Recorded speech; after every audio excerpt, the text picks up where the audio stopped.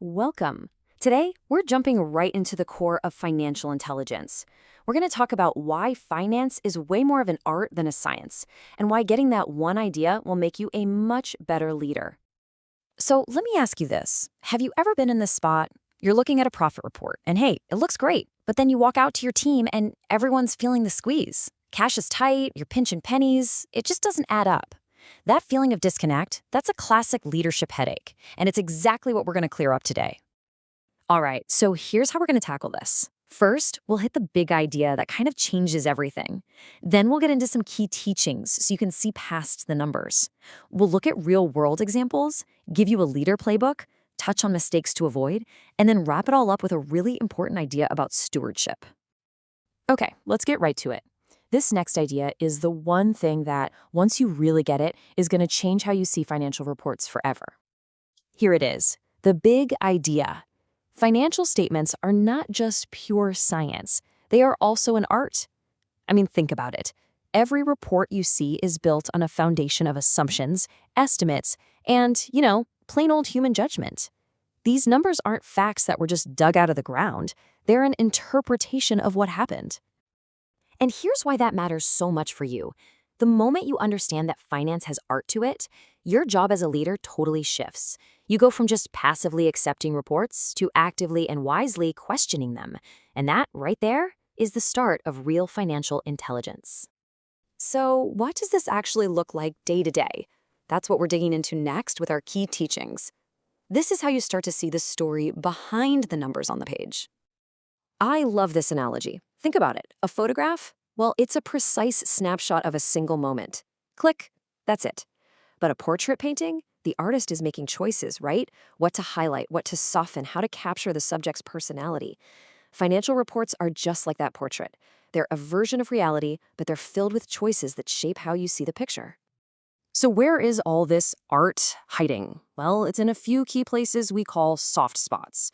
First, there's accruals. This just means you record revenue when you earn it, not when you get the cash. But deciding exactly when you've earned it, that takes some judgment. Second, depreciation. You buy a big piece of equipment and you spread that cost out over its useful life. But is that 5 years? 10? That's a huge estimate. And third, there's valuation. How much is all that stuff in your warehouse really worth? Again, it's an estimate. Every single one of these is a judgment call. And because these reports are built on all these judgments, they're not just a list of numbers, they're telling a story. Your job as a leader is to learn how to read that story. You got to ask yourself, what's the real narrative here? Is this a story about healthy, long-term growth? Or, is that great profit number actually propped up by a one-time thing, or maybe a change in an assumption? And you've got to know this story because you're not the only one reading it. Lenders, donors, investors, they're all looking at the exact same reports to make decisions about you. If they're seeing a story of risk that you're missing, well, you're at a huge disadvantage. You have to understand the story your numbers are telling the outside world. Okay, I know this can all feel a little abstract, so let's make it super concrete. We're going to look at two quick examples, one from the business world and one from ministry. So check this out. In the business example, the report tells a great story. Sales are up 15%. But the hidden story? To get those sales, you offered really aggressive 90-day payment terms. So profit looks good, but cash isn't actually coming in the door. The real story is about risk. Now, in the ministry example, donations look stable. Everyone breathes a sigh of relief. But if you dig in, you see that unrestricted giving, the money that keeps the lights on, is actually going down. The total is being propped up by designated gifts for special projects. The hidden story is that the ministry's core foundation is getting weaker. All right, so you get the why now. Let's talk about the what. This is your playbook. It's what you can actually do starting now, whether you're a one-person show or you have a whole finance department backing you up. If it's just you running the numbers, it's all about building good habits. First, always connect the numbers to what's really happening. Ask, what did we do to make this number go up or down? Second, get in the habit of looking for those soft spots we talked about. Ask yourself, what am I assuming here? And third, make this your personal rule. If you can't clearly explain the assumption behind a number, you don't get to make a big decision based on it. End of story. Now, if you're lucky enough to have a finance team, your job is about being a great partner. You got to create some healthy curiosity. First, just ask for plain language. Say, can you explain the real-world impact of that for my team? Second, push them beyond just the process. Okay, I get the numbers, but what does this actually mean for the decision we have to make today? And finally, make it normal to talk about assumptions. Invite them to share. It shows you value their expertise and it makes you a smarter leader. As you start putting this into practice, it really helps to know about the common traps other leaders fall into. So let's quickly cover 3 of the biggest mistakes you'll want to avoid. The number one mistake, by far, is just unquestioning acceptance, treating financial reports like they're the absolute truth.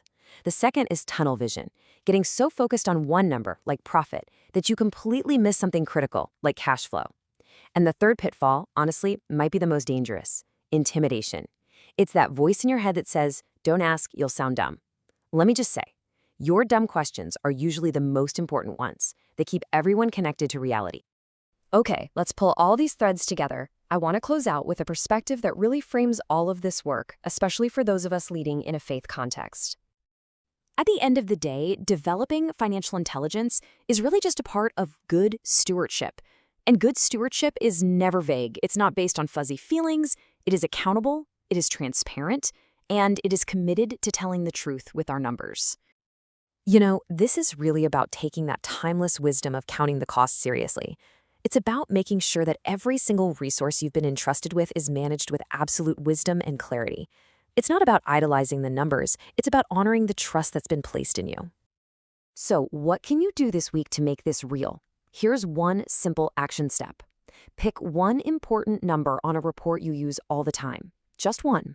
Then go to your boss or your finance partner and ask this question. Hey, can you help me understand the key assumptions or estimates that go into this number? It's a small question that opens up a huge new level of understanding. Give it a shot.